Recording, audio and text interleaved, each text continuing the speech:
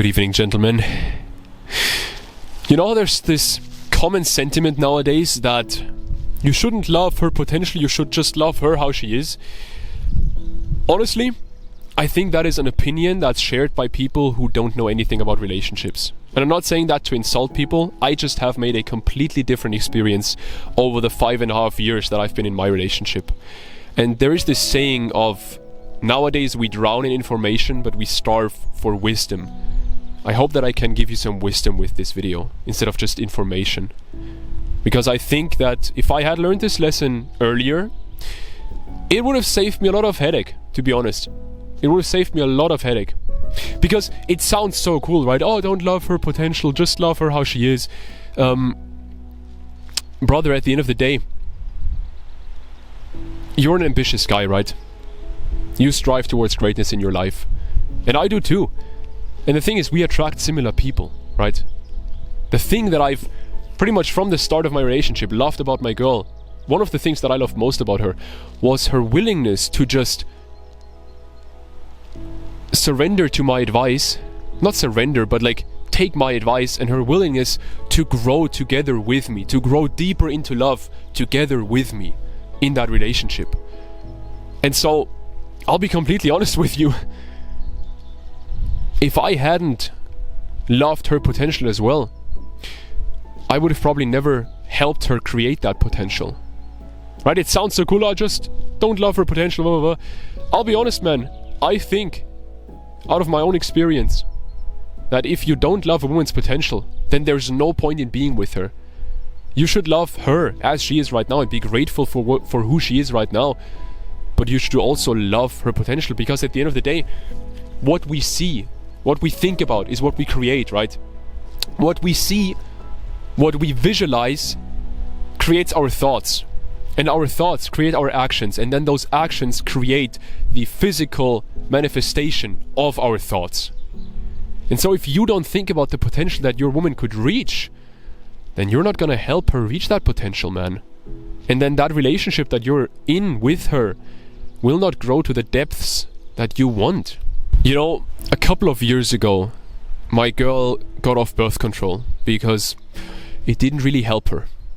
The exact opposite actually happened, right? She was one of those girls that didn't respond well to birth control, which I think is actually something good. I think that's a healthy sign of a healthy human, right? If you don't react well to external hormones.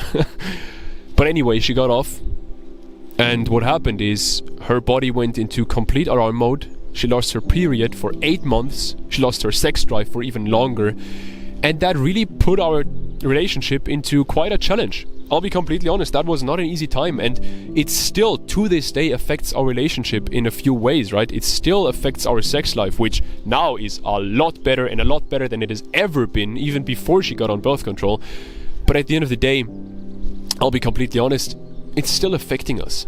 Now the thing is, I could have back then gone and like said, but like, what if this doesn't come back, right? What if blah, blah, blah, blah. I was torn between who she was now and her potential, right?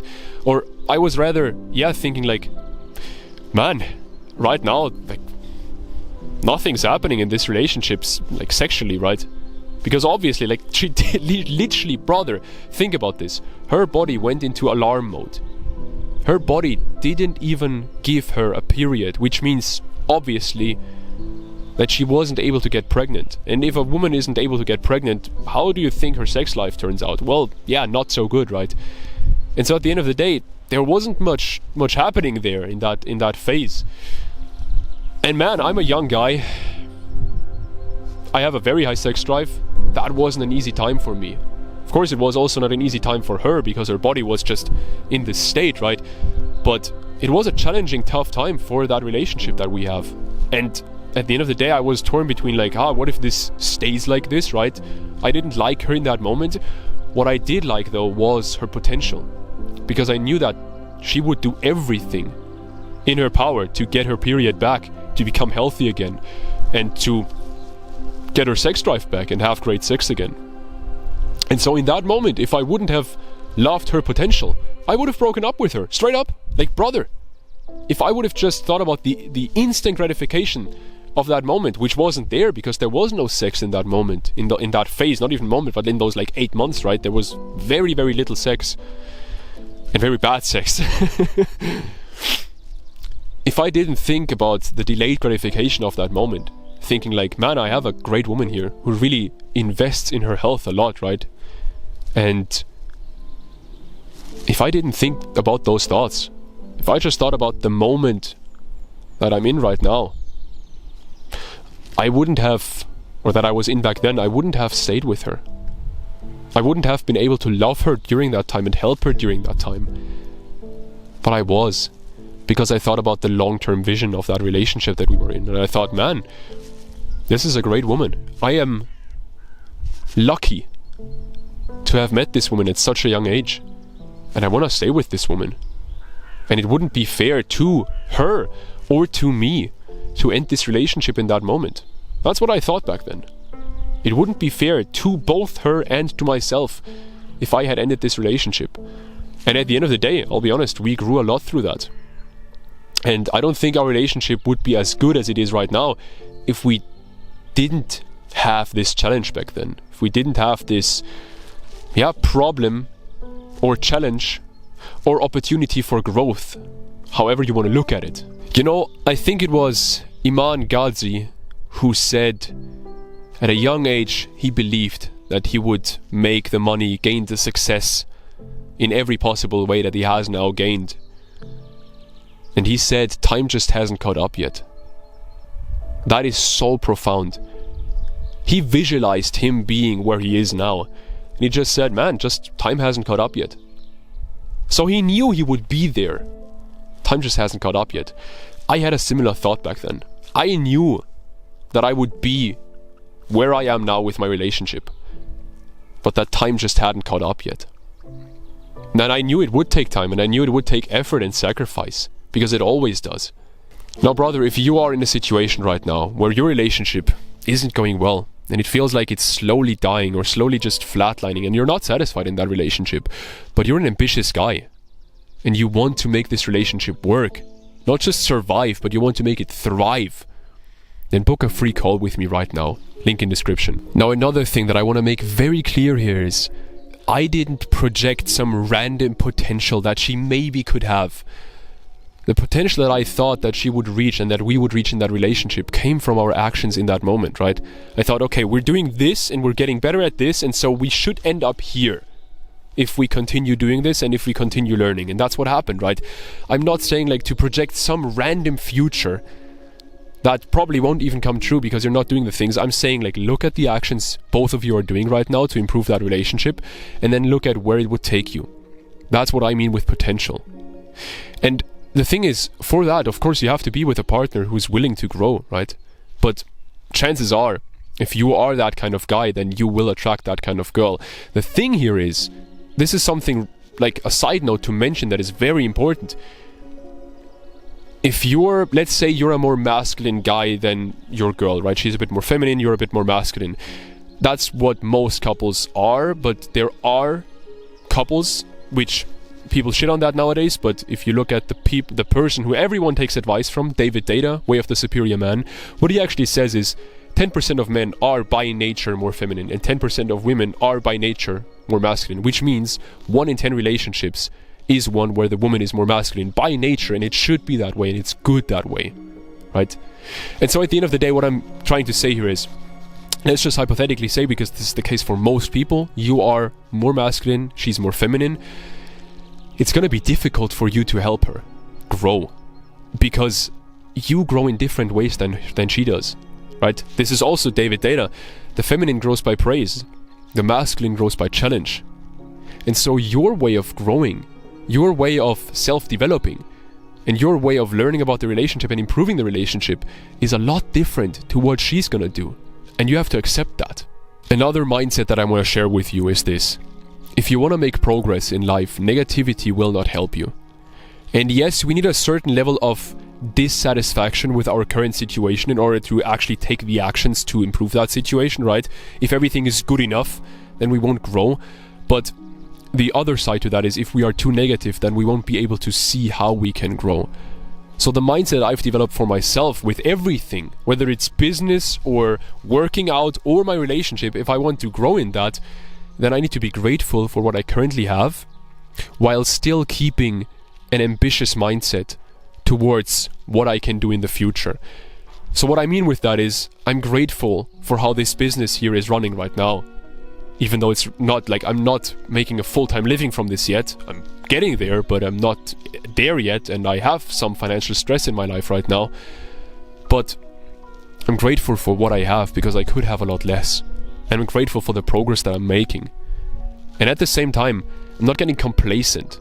I'm not one of those guys who's just like, oh, everything's perfect and just, manifest positivity, blah, blah, blah, blah. I am taking the actions to fulfill the potential that I want to fulfill, right? And the same thing is true for your relationship, man. Be grateful for what you have right now, but then still strive towards growth and strive towards deeper love with her. Also, one thing that I think I need to mention here, honestly, is, because I didn't do this in the past and now I do it and it's helping a lot, is have non-negotiables. Have things where you're like, I need this in my relationship, and if I don't get this for a prolonged period of time, or maybe forever, then this is not the relationship that I want to be in.